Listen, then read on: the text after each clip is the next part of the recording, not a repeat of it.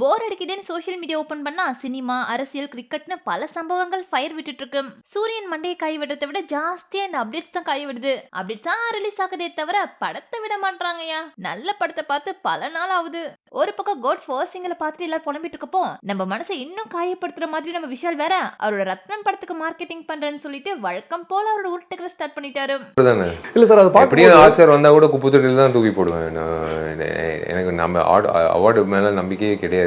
எவ்வளவு பிட்டுகளை தாப்பா அந்த காதுக தாங்க. இதே மாதிரி சோஷியல் மீடியால வேற என்னென்ன சம்பவங்கள்லாம் ட்ரெண்ட் ஆயிட்டு இருக்கு, அதனால ஏற்பட்ட முன் விளைவுகள் பின் விளைவுகள் என்னென்னு பார்க்க வீடியோக்குள்ள போலாமா?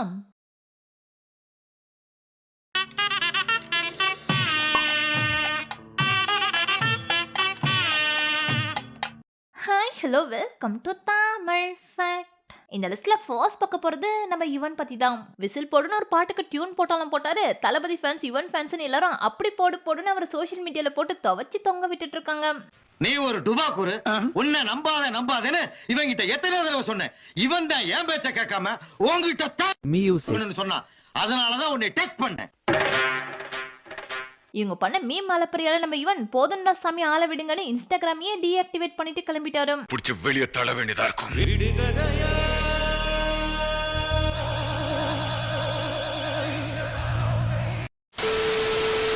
இப்படி யுவனுக்காக சாங்லாம் போட்டு ஃபீல் பண்ணிட்டு இருக்கும்போது அதெல்லாம் ஒன்றும் இல்லாமே 2 நாளா இன்ஸ்டாகிராம் ஃபுல்லாக என்னோட மீமா இருக்கவே ஓவர் டேக்ஸால இன்ஸ்டாகிராம் கொஞ்சம் ஹேங் ஆயிடுச்சு. ஸோ இந்த டெக்னிக்கல் இஷ்யூவை சரி பண்ணிட்டு சீக்கிரமா வந்து அட்டெண்டன்ஸ் போடுறேன், டேக் இட் ஈஸி மாமுன்னு சிம்பிளா முடிச்சுட்டு போயிட்டாரு. ஆனா இவருக்கு பண்ணதை விட சிறப்பான சம்பவத்தை நம்ம மதன் கார்கிக்கு பண்ணிட்டு இருக்காங்க.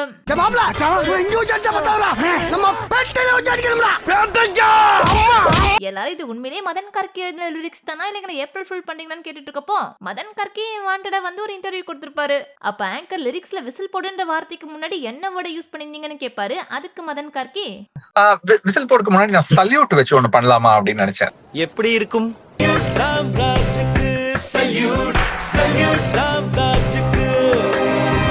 இந்த இன்டர்வியூ பாக்குறதுக்கு முன்னாடியாவது இது மதன் கார்கி லிரிக்ஸான ஒரு டவுட் இருந்துச்சு. ஆனா இந்த இன்டர்வியூக்கு அப்புறம் மதன் கார்கி உண்மையிலேயே லிரிக்ஸ் தானான ஒரு டவுட் வந்துச்சு.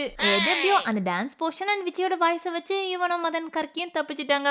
சரி, இவங்க நிலைமை தான் பரிதாபமா இருக்குன்னு பார்த்தா ஹார்ட் டிஸ்க காண உருட்டின ஐஸ்வர்யாவோட நிலைமை படுமோசமா இருக்கு. ஹார்ட் டிஸ்க காண நீங்க உருட்டினது கேள்விப்பட்ட நெட்ஃபிளிக்ஸ் அண்ணாச்சு அந்த மிஸ் ஆன 21 நாள் ஃபுட்டேஜ் கொடுங்க, அதை எக்ஸ்க்ளூசிவா பிரீமியர் பண்ணலாம், இல்லனா ரீஷூட் பண்ணி கொடுங்க, அப்பதான் படத்தை ஓடிடில ரிலீஸ் பண்ணுவோன்னு ஆப்படிச்சிருக்காங்க. நீங்க புடிங்கி விட்ட காத்தை என்கிட்ட கொண்டு வந்து கொடுத்துட்டு இந்த சைக்கிள் நீங்க எடுத்துட்டு போங்க.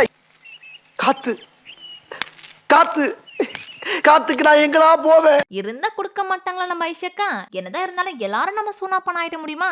என்னோட பெர்ஸ்பெக்டிவ் அப்படின்னு சொல்லிட்டு ஆரம்பிப்பாரு. என்ன சொன்னா, அடுத்த 20 நிமிஷம் நம்ம சொல்றது பொய்ங்கிறத இங்க ஸ்ட்ராங்கா ரெஜிஸ்டர் பண்ற மாதிரி இருக்குடா, அது தூக்கிலாம், அந்த டவுட்லயே வச்சுக்கலாம். அது என்ன, நான் ஒரு பாட்டா கூடாது. உருட்டு வலையில் உருட்டி பொழைக்கும் குருட்டு உலகமடா நண்பா, உருட்டை பழகி கொள்ளடா, நீயும் உருட்டை பழகி கொள்ளடா. வந்து சொல்லும் போது கூட எனக்கு டவுட்டே வரல. ஆனா சமாளிக்கிற நீ உனக்கு கேவலமா பண்ண பத்தியா? அங்கதான் கன்ஃபார்ம் பண்ண நீ தான் பண்றேன்னு. பொதுவா தியேட்டர்ல ரிலீஸ் ஆன படம் சுமாரா இருந்துச்சுன்னா அதை மேக்ஸிமம் 1 மாசத்துக்குள்ளேயே ஓடிடில பிரீமியர் பண்ணிடுவாங்க. பட் நம்ம டாட் லிட்டில் பிரின்ஸ் வீட்ல போர் அடிக்குதுன்னு இன்டர்வியூ கொடுக்குறேன்னு வாய்க்கு வந்த கதையெல்லாம் உருட்டினதால படம் ரிலீஸ் ஆகி 2 மாசம் ஆகியும் இன்னும் பிரீமியர் பண்ணாம வச்சிருக்காங்க. நாம் யாருக்கு என்ன தீங்கு செய்தோம்? நமக்கு மட்டும் ஏன் இப்படி எல்லாம் நடக்கிறது? நெக்ஸ்ட் பார்க்க போறது நம்ம கோட் நாயகன் தளபதி பத்தி தான். எப்பயுமே இவரை பத்தி ஏதாவது ஒரு நல்ல நியூஸ் வந்தா அந்த நியூஸை குழி தோண்டி புதைக்கிற மாதிரி அடுத்து ஒரு பேட் நியூஸும் வந்துடும்.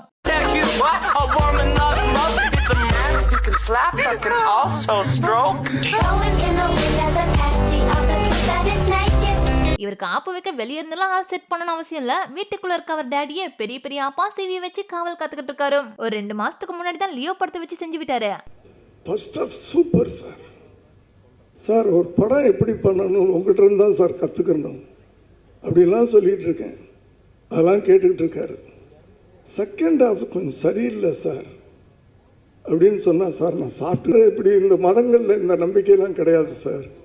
அதுவும் ஒரு தகப்பனே தன் பிள்ளைய இது பண்ணுறதெல்லாம் சார் நான் சாப்பிட்டுட்டு இருக்கேன், அப்புறமா கூப்பிடுறேன் சார். அந்த கான்ட்ரவர்சி மக்கள் மறக்கிறதுக்குள்ளேயே ரீசெண்டா அவரோட பழைய இன்டர்வியூ ஒன்று ட்ரெண்ட் ஆயிட்டு இருக்கு. ஒரு 3 வருஷத்துக்கு முன்னாடி தளபதியோட அரசியல் என்ட்ரியை பத்தி எஸ்எஸ்சி ஒரு இன்டர்வியூல பேசியிருப்பாரு. அதுல என்ன சொல்லியிருப்பாருன்னா, புசி ஆனந்த பக்கத்துல வச்சுக்கிற வரைக்கும் விஜய் அரசியல தேர மாட்டாரு, அவர் விட்டு விலகி இருந்தா மட்டும்தான் விஜயால அரசியல ஜெயிக்க முடியும். அது மட்டும் இல்லாம புசி ஆனந்த் ஒரு நல்ல ஆக்டர், விஜய்க்காக உழைக்கிற மாதிரி நாடகம் நடிச்சிட்டு இருக்காரு, அவரை நம்பி விஜயும் ஏமாந்துட்டு இருக்காரு. இன்னும் டீட்டெயிலா சொல்லணும்னா, என்னன்னா ஒரு அரசியல்வாதி கூட அதை பண்ண மாட்டான். இவர் என்ன பண்றாரு, மன்றத்தில் வந்துக்கிட்டு வெளியில ஒரு பெஞ்சில் வந்து அவர் படுத்துக்கிறார். அதை ஒருத்தனை போட்டோ எடுக்க வைக்கிறார். ஒரு 50 பேரை வச்சு ஷேர் பண்ண வைக்கிறார். ஒரு 100 பேரை வச்சு லைக் பண்ண வைக்கிறார். ஸோ ஒரு நாடகம் வந்து உண்மையாகப்படுது. விஜய் அதை பார்க்குறாரு. புசி ஆனந்த் போன்ற ஓவர் ஆக்டிங்கை நம்பி விஜயும் அண்ணன் நமக்காக ரொம்ப கஷ்டப்பட்டு உழைக்கிறாருன்னு நினைச்சு பொறுப்பை வாரி வழங்கிட்டு இருக்காரு. அது மட்டும் இல்லாம, நீ ஒரு இயக்கத்துடைய பொறுப்பாளராக இருக்கும்போதே ஊழல் பண்ணினா நாளைக்கு நீ என்ன பண்ணுவ? இதெல்லாம் வந்து என் மகனுக்கு தெரியல. ஏன்னா தெரியாமல் வச்சுக்கிறாரு. அவருக்கு ஒரு வலைக்குள்ளே வச்சுக்கிட்டு ஒரு சுற்றி அவருக்கு காதில் போகிறதெல்லாம் வந்து இப்போ தான் புசி ஆனந்த் வந்த பிறகு இயக்கம் ரொம்ப ஒழுங்காக நடக்குது அப்படின்ற செய்தி மட்டும்தான் போகுது. ஸோ இவர் கூட இருந்தாருன்னா நாளை விஜயோட எதிர்காலம் என்ன ஆகணும் ஒரு பயம் வருமா? இப்படி சொல்லியிருப்பாரு. ரீசெண்ட் டைம்ல புசிஜியோட அறிவுபூர்வமான சிந்தனை, செயல்பாடு, பேச்சுன்னு சோஷியல் மீடியால பல விஷயம் ட்ரெண்ட் ஆனது பார்த்திருப்போம்.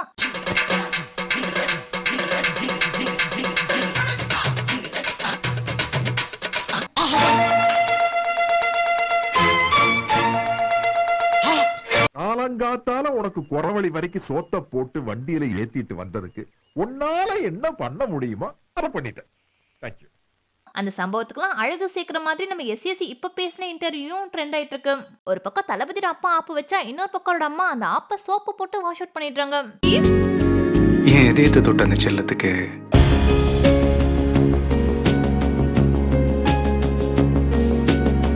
ஷோபா எங்க அம்மாவோட பேரு. ஏன் அப்படி சொல்றேன்னா, ரீசெண்டா அவங்களுக்காக தளபதி கட்டி கொடுத்த சாய்பாபா கோவில் தான் டாக் ஆஃப் த டவுனா மாறி இருக்கு. கொஞ்ச நாளைக்கு முன்னாடி தளபதி சென்னை கொரட்டூர்ல இருக்க சாய்பாபா கோயிலுக்கு போயிருந்தாரு. அங்க எடுத்த அவரோட போட்டோவும் சோஷியல் மீடியால வைரல் ஆச்சு. உள்ளூர்ல இருக்க சென்னை வாசிகளுக்கே தளபதி இந்த கோவிலுக்கு போனதுக்கு அப்புறம் தான் அப்படி ஒரு கோவில் அங்க இருக்கிறதே தெரிஞ்சிருக்கு. அது மட்டும் இல்லாம அந்த கோவில் தளபதி கட்டினது தானே ஒரு நியூஸ் லீக் ஆச்சு. உடனே நம்ம ரோஸ் சேனல் பாலிமர் ஸ்பாட்டுக்கே போய் விசாரிச்சுட்டாங்க. அதாவது அந்த சாய்பாபா கோவில தளபதி அவங்க அம்மாக்காக தன்னோட 8 கிரவுண்ட் நிலத்துல ரீசெண்டா தான் கட்டியிருக்காராமா. இந்த வருஷம் February 10th அன்னைக்கு தான் அந்த கோவிலுக்கு கும்பாபிஷேகமும் பண்ணாங்களாம். இந்த விஷயம் தெரிஞ்சதும் நம்ம சென்னை மக்கள் அந்த கோவிலை நோக்கி படையெடுத்தது மட்டும் இல்லாம அந்த கோவிலை பத்தி ரிவ்யூவும் கொடுத்திருந்தாங்க. அரசியலுக்கு வந்து தான் கோவில் கட்டின ஒரு அவசியம் கிடையாது. ஓகேங்களா? ஊரில் நான் கட்சி ஆஃபீஸ் வரணும்னு எதிர்பார்த்தோம் எல்லாருமே. கட்டும்போது கட்சி ஆஃபீஸ் போட போறாரு போல அப்படின்னு. அதான் சாய்பாபா கோயில் எழுப்புறாரு. சிட்டிக்கு டைரக்டா போனா என்ன ஃபீல் இருக்குமோ அந்த ஒரு ஃபீல். அதாவது சில கோயில் வந்து நிறைய வச்சிருப்பாங்க பாபா. இது 2 பாபா, ஒரு விநாயகர், அவ்வளவுதான். கூடவே நம்ம தளபதியோட அம்மா அந்த கோவில்ல இருந்து ஒரு பேட்டி கொடுத்திருப்பாங்க. ரொம்ப நாளா விஜய் கிட்ட வந்து ஒரு பாபா கோயில் நம்ம இடத்துல உன்னோட பேரில் இருக்கிற அந்த ப்ராப்பர்ட்டியில் ஒரு பாபா கோயில் கட்டணும்னு ரொம்ப ஆசையாக இருக்குப்பான்னு சொல்லிட்டு இருந்தேன். அவர் கட்டிட்டாரு. நான் வந்து வியாழக்கிழமை வந்துட்டுருக்கேன். நீங்கள் எல்லோரும் வந்து பாபா கிட்ட ப்ரே பண்ணி எல்லா நன்மைகளையும் அடையணும்னு நான் வேண்டிக்கிறேன். உடனே நம்ம லாரன்ஸும் ஷோபாமா கோவில் இருக்க டைமா பார்த்து அங்க போய் ஒரு அட்டெண்டன்ஸ் போட்டு வந்திருக்காரு. அப்படியே வீட்டுக்கு வந்த கையோட ஒரு ட்வீட்டும் போட்டிருப்பாரு. அதுல என்ன சொல்லிருப்பாருன்னா, அவர் ராகவேந்திரா சாமிக்கு கோவில் கட்டினப்போ ஷோபாமா வந்து பாட்டு பாடி பிளஸிங் பண்ணாங்களாம். சோ நானும் அவங்களோட கோவிலுக்கு அவங்க கூடவே போனது ரொம்ப ஹாப்பியா இருக்கு. இப்படி ஒரு கோவிலை கட்டின நண்பன் விஜய் அவர்களுக்கு என்னோட விஷஸ். எல்லாரும் இந்த கோவிலுக்கு போய் பிளஸிங் வாங்கிக்கோங்கன்னு சொல்லியிருந்தாரு. நம்ம லிஸ்ட்ல அடுத்து பார்க்க போறது அரசியல்வாதிகளுக்கே டஃப் கொடுக்கிற விஷால். என்னடா இவரை பத்தி எந்த ஒரு வீடியோவும் சோஷியல் மீடியால வரல, ஒருவேளை பிஆர் டீமுக்கு சம்பளம் பாக்கி வச்சிருப்பாரோ அப்படின்னு யோசிச்சுட்டு இருக்கப்போ ரத்னம் படத்தோட ட்ரைலர் இறக்கி விட்டு திரும்ப சோஷியல் மீடியால அலப்பறையை ஸ்டார்ட் பண்ணிட்டாரு. பொண்ணு என் உசிரிய மூச்சு சிங்கம் களை இறங்கிருச்சு. கையோட படத்துக்கு மார்க்கெட்டிங் பண்றேன்னு சொல்லிட்டு ரெகுலரா இன்டர்வியூஸ் கொடுத்துட்டு இருக்காரு. அதாவது அவர் முகத்தை நம்ம மறந்துடக்கூடாதுன்னு பக்கவா அண்டர் கிரவுண்ட் ஆபரேஷன்ல இறங்கிருக்காரு. அதுவும் ஒரு இன்டர்வியூல ஆங்கர் இவர்கிட்ட ஒரு நாள் சிஎம் ஆனா ஃபர்ஸ்ட் என்ன பண்ணுவீங்கன்னு கேட்பாரு. அதுக்கு ஒன் டே முதல் ஒன்று டாஸ்மாக் மூடிடுவேன். அப்படியா? அப்படிச்சா? ஆமா, இங்க டாஸ்மாக க்ளோஸ் பண்ணிட்டு இவர் மட்டும் அப்ராட்ல போய் மாச கணக்குல தங்கி குடிப்பாராம். எப்படி ஒரு கல் நெஞ்சம் பாருங்க. அதே மாதிரி படத்துல நல்லா நடிக்கிறதை விட மக்கள் கிட்ட நல்லா நடிக்கிறாரு. ஆஸ்கருக்கு வேணா இவர் அனுப்பி விடுங்கன்னு எல்லாரும் சொல்றாங்களே, அத பத்தி என்ன நினைக்கிறீங்கன்னு பொசுக்குன்னு ஆங்கர் கேட்டுப்படுவாரு. அதுக்கு நம்ம விஷால் இல்ல சார், அது எப்படியும் ஆஸ்கர் வந்தா கூட குப்பு தொட்டில தான் தூக்கி போடுவேன். எனக்கு நம்ம அவார்டு மேல நம்பிக்கையே கிடையாது. I don't believe in awards. அப்புறம் நான் உங்ககிட்ட விளையாட்டா பேசுற புறாடிக்கு நம்பிட்டீங்க. ஐயோ, அவார்டும் வேணாம், ப்ரொடியூசருக்கு லாபமும் வேணாம், ஆடியன்ஸ்க்கு என்டர்டெயின்மெண்ட்டும் வேணாம், அப்புறம் என்னத்துக்கு நடிக்கிறீங்கன்னு விஷால் அவர்களை பார்த்து அன்பா 4 வார்த்தை கேட்கணும்னு தோணுது. யார்கிட்ட கேக்குற? அண்ணன் தானே கேக்குற. கேக்குற கூச்சமா கேக்குறா. இல்ல அப்படி இல்லைங்க. சின்ன படங்கள் வந்து ஒரு திசை இல்லாம போயிட்டு இருக்குல்ல.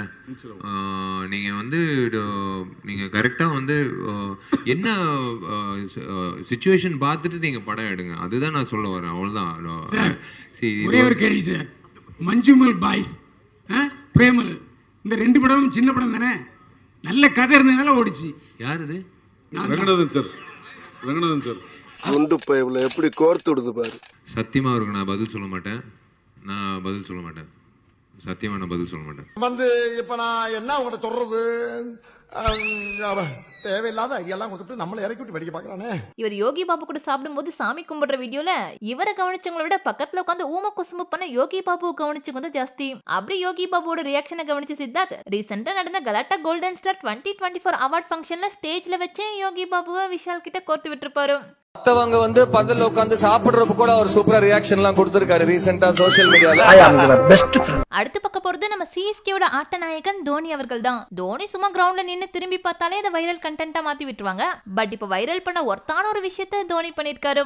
அது என்னன்னா, யோகி பாபுவும் விக்னேஷ் சிவனும் தோனி கூட போட்டோ எடுக்க போயிருக்காங்க. அப்ப நம்ம யோகி பாபு தோனி பக்கத்துல நின்னு போட்டோ எடுக்கிறதுக்காக கிட்ட போவாரு. ஆனா நம்ம முந்திரி கோட்டை விக்னேஷ் சிவன் யோகி பாபு நகர்த்தி விட்டுட்டு அவர் போய் தோனி பக்கத்துல நின்னு போஸ் கொடுப்பாரு. அப்ப யோகி பாபுவோட ஃபேஸ் ரியாக்ஷனை பாக்குறதுக்கே பாவமா இருக்கும். பட் தோனி யோகி பாபு மனசு கஷ்டப்படக்கூடாதுன்னு சொல்லி திரும்ப அவர் பக்கத்துல நின்னு ஷோல்டர் மேல கை போட்டு போட்டோ எடுப்பாரு. அந்த மனசு இருக்கு.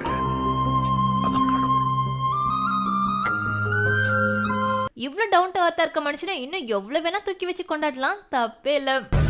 நல்லா ஒத்துப்பாரு. அவருக்கு அகேன்ஸ்டா எவனும் வரமாட்டா. நம்ம லிஸ்ட்ல அடுத்து பார்க்க போறது சந்தான பாரதி. மஞ்சுமல் பாய்ஸ் படம் மூலமா இவர் டைரக்ட் பண்ண குணா படம் டாக் ஆஃப் த டவுனா மாறினது எல்லாருக்கும் தெரிஞ்ச ஒண்ணுதான். நிறைய பேர் இவர் ஒரு ஆக்டரா மட்டும் தான் ரசிச்சிருப்போம். ஆனா இவர் ஒரு டைரக்டர், முக்கியமா குணா படத்தோட டைரக்டர்ன்றது ரீசென்ட் டைம்ல தான் முக்கால்வாசி பேருக்கு தெரிஞ்சிருக்கும். போன மாசம் வரைக்கும் எல்லா யூடியூப் சேனலுக்கும் ஹாப்பி இன்டர்வியூ கொடுத்துட்டு இருந்த இந்த மனுஷனை புலம்ப விட்ட அளவுக்கு பிஜேபி டீம் ஒரு வேலையை பார்த்து விட்டுருக்கு. அதாவது ஏப்ரல் 12 அன்னைக்கு எலெக்ஷன் கேம்பெயின்காக அமித்ஷா சென்னை வந்தாரு. அவர் வரதுக்கு முன்னாடி பிஜேபி டீமும் அமித்ஷா தமிழகம் வருகைன்னு ஒரு போஸ்டர் அடிச்சு மூளை கொட்டியிருந்தாங்க. எல்லா மொழியிலும் போஸ்டர் ஓட்ட தெரிஞ்ச பிஜேபிக்கு அமித்ஷா யாருன்னு தெரிஞ்சுக்கிற அளவுக்கு மூளை இல்ல போல. ஏன் அப்படி சொல்றேன்னா, நான் என்ன சொல்ல முடியும் சொல்லுங்க. அந்த அளவுக்கு தான் அவங்களுக்கு பிஜேபியில் அந்த பேனர் போட்டவங்களுக்கு அமித்ஷா யாருன்னு தெரியாதவங்களுக்கு என் போட்டோ போட்டு போடுறாங்கன்னா அப்போ என்ன சொல்ல முடியும் சொல்லுங்க. அது எப்படி அந்த கட்சி என்ன புரியல எனக்கு. அந்த அளவுக்கு அவங்க வந்து தெரியாமல் இருப்பாங்க.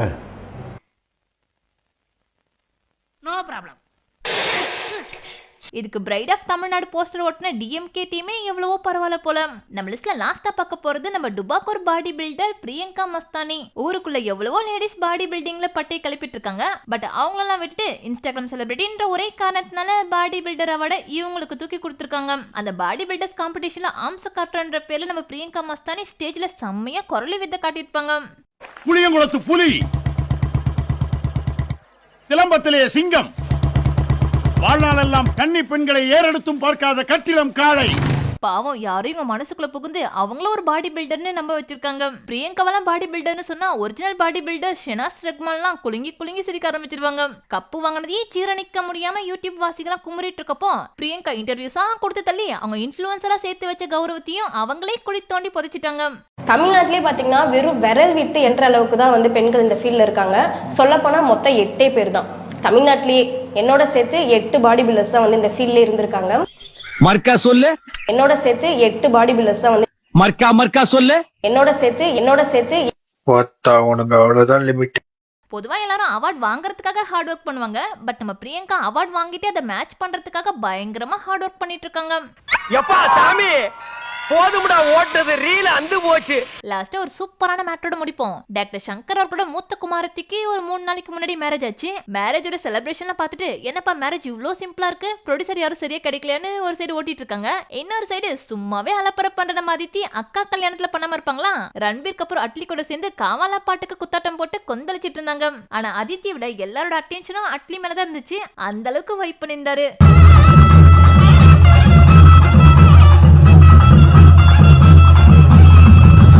இப்படி எல்லாரோட ஃபோக்கஸும் அட்லி மேல இருக்க, என்னோட ஃபோக்கஸ் ஃபுல்லா சங்கர் சார் வீட்டு சாப்பாடு மேல தான் இருந்துச்சு.